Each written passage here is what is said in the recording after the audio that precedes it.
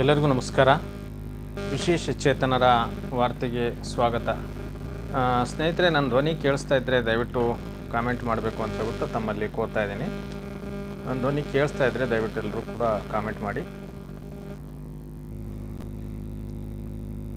ನನ್ನ 6 ಜನ ಸ್ನೇಹಿತರು ಸುಮಾರು 1 ಗಂಟೆಯಿಂದ ಪಾಪ ಅವರು ವೇಟಿಂಗಲ್ಲಿ ಇದ್ದರು. ಆ 6 ಜನ ಸ್ನೇಹಿತರು ಯಾರು ಅಂತೇಳ್ಬಿಟ್ಟು ನಾನು ತಿಳ್ಕೊಬೇಕು. ದಯವಿಟ್ಟು ಅವ್ರು ಕಾಮೆಂಟ್ ಮಾಡಿಬಿಡಿ ಬೇಗ. 6 ಜನ 7 ಗಂಟೆಯಿಂದ ಸುಮಾರು 8 ಗಂಟೆವರೆಗೂ ಕೂಡ ವೇಟಿಂಗಲ್ಲಿದ್ದರು.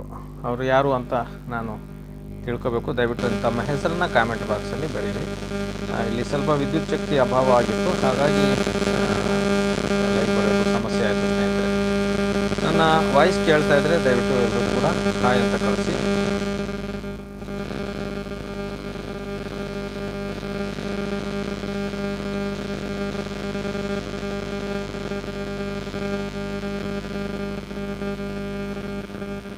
ಕೇಳಿಸ್ತಾ ಇದೆ ಅಂತ ತಿಳ್ಕೊತೀನಿ.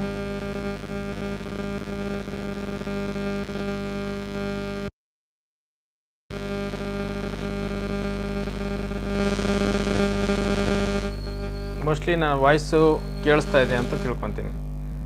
ಕೇಳಿಸ್ತಾ ಇದ್ದರೆ ದಯವಿಟ್ಟು ನೀವು ಹಾಯ್ ಅಂತ ಕಳಿಸಿ. ಈಗ ಮೊದಲನೇದಾಗಿ ನಿಮಗೆ ಟೈಟಲ್ ಕೂಡ ಹಾಕಿದ್ದೀನಿ. ಇವತ್ತಿನ ಟಾಪಿಕ್ ಏನು ತಮಗೆ ಈಗಾಗಲೇ ಗೊತ್ತಾಗಿದೆ.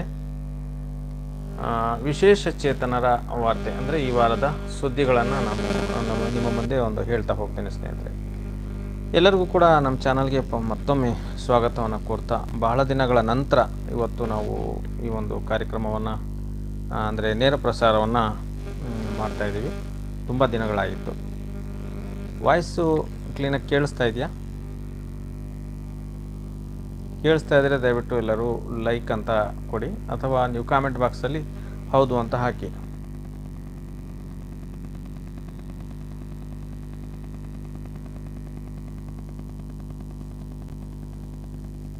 ಓಕೆ. ಹಾಗೆ ನೋಡಿದರೆ ಈ ವಾರದ ಸುದ್ದಿಗಳು ಸಾಕಷ್ಟಿವೆ.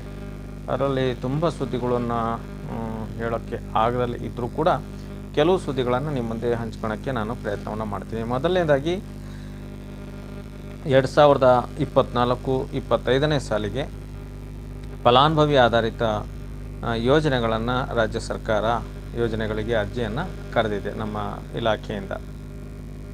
ಅದರಲ್ಲಿ ಈಗಾಗಲೇ ಸಾಕಷ್ಟು ಜನ ತಯಾರಿಯನ್ನು ಕೂಡ ನಡೆಸ್ಕೊಂಡಿದ್ದೀರಾ. ಸಾಕಷ್ಟು ದಾಖಲೆಗಳನ್ನು ರೆಡಿ ಮಾಡಿಕೊಂಡು ಬರುವ 31ನೇ ತಾರೀಕು, ಆಗಸ್ಟ್ 31ನೇ ತಾರೀಕು ಇದಕ್ಕೆ ಕೊನೆಯ ದಿನಾಂಕ ಕೂಡ ಇರ್ತದೆ.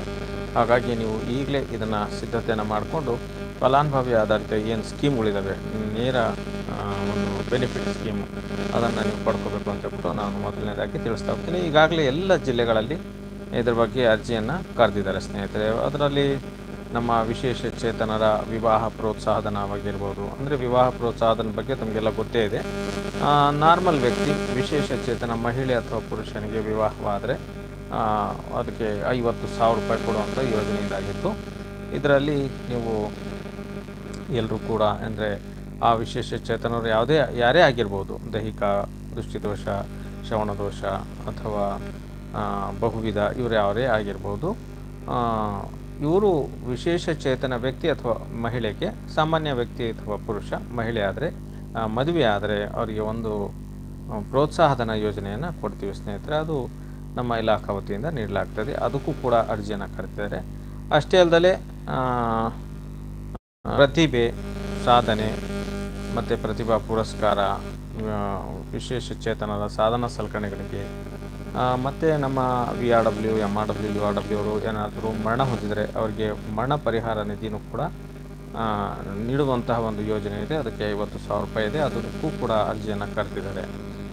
ಅಷ್ಟೇ ಅಲ್ಲದೆ ಬಹುಮುಖ್ಯವಾಗಿ ವಿಶೇಷ ಚೇತನರ ಯಂತ್ರ ಚಾಲಿತ ತ್ರಿಚಕ್ರ ವಾಹನಕ್ಕೆ ಕೂಡ ಅರ್ಜಿಯನ್ನು ಕರೆದಿದ್ದಾರೆ ಸ್ನೇಹಿತರೆ. ಅದು ಕೂಡ ತಾವು ಪಡ್ಕೋಬಹುದು. ಅದಕ್ಕೂ ಕೂಡ ಅರ್ಜಿಯನ್ನು ಈಗಾಗಲೇ ಕರೆಯಲಾಗಿದೆ. ಒಂದೇ ನಿಮಿಷ ಮತ್ತೆ ಬರ್ತೀನಿ ನಾನು.